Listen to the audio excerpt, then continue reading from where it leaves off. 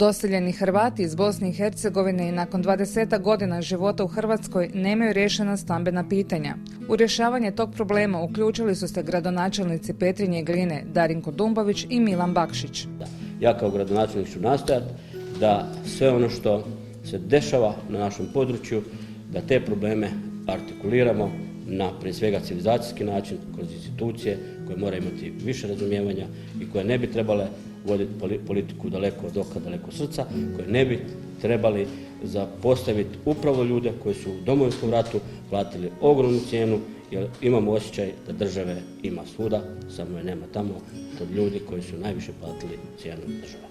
Problematična odredba iz 2011. Ovom odredbom o stambenog zbrinjavanja darovanjem obiteljske kuće ili stana u vlasništvu Republike Hrvatske izuzimaju se korisnici nekretnina smještenih u naseljima Benkovac, Drniš, Glina, Gospić, Hrvatska Kostajnica, Knin, Karin Gornji, Lipik, Novska, Obrovac, Otočac, Pakrac, Petrinja, Slunj te županija Vukovarsko-srijemska i Osječko-baranjska. Ovi korisnici stambenog zbrinjavanja nekretninu mogu steći isključivo kupoprodajom otkupom, a temeljem uredbe Vlade Republike Hrvatske o uvjetima za kupnju iz 2011. godine. Netko ih je doveo i netko im je nešto obećao i poslije toga to obećanje povukao. To je ono što jedna ozbiljna država ne smije raditi.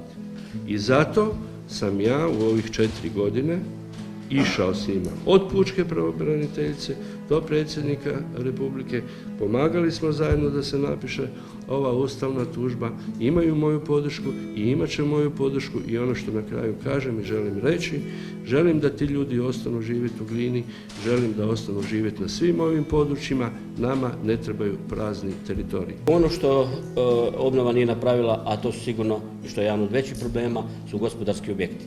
Nikada obnova nije ušla u gospodarske objekte i tu se postavlja pitanje u budućnosti.